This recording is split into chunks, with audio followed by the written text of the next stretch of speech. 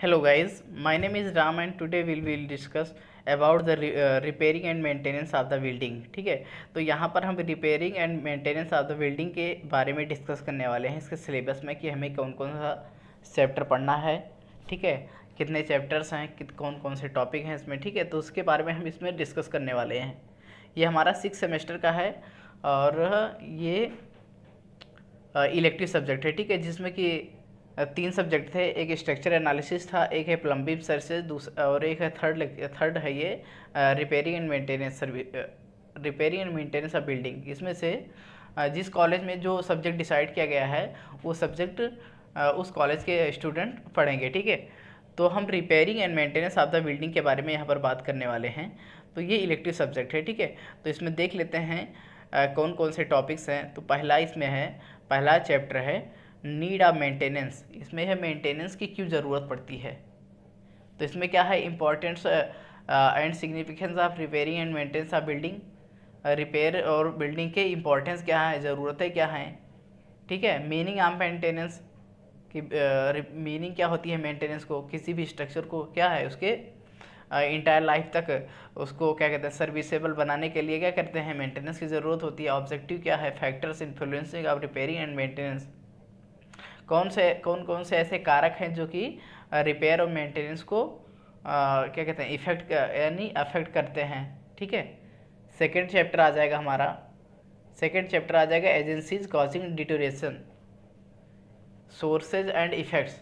ठीक है, बिल्डिंग के डिटोरेशन के कारण क्या क्या होते हैं, यानी क्षय होने के, टूटने के कारण क्या क्या होते हैं।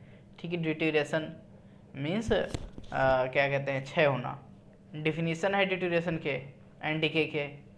फैक्टर्स कॉजिंग डिटोरेशन, क्या क्या इसके फैक्टर्स हैं, क्या क्या कारक हैं जो इसको अफेक्ट करते हैं। इनके क्लासिफिकेशन है, डिटोरेशन से कौन कौन से क्लासिफिकेशन है।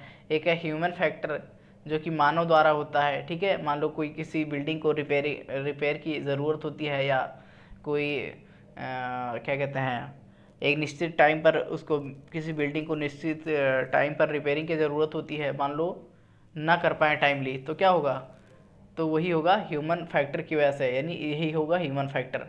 अगला हम देख लेते हैं केमिकल फैक्टर। कुछ एक है इन्वायरमेंटल में फैक्टर, इसमें मिसलेनियस फैक्टर। ठीक है, मिसलेनियस फैक्टर में काफ़ी कारक आ जाएंगे।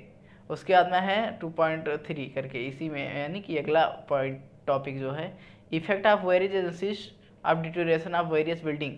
ठीक है, विभिन्न प्रकार के बिल्डिंग के विभिन्न प्रकार के एजेंसीज क्या क्या है जो कि अफेक्ट होते हैं। क्या क्या होते हैं, brick, timber, concrete, paint, metal, plastic, stones, ये सब चीज़ें होती हैं। ठीक है, अफेक्ट।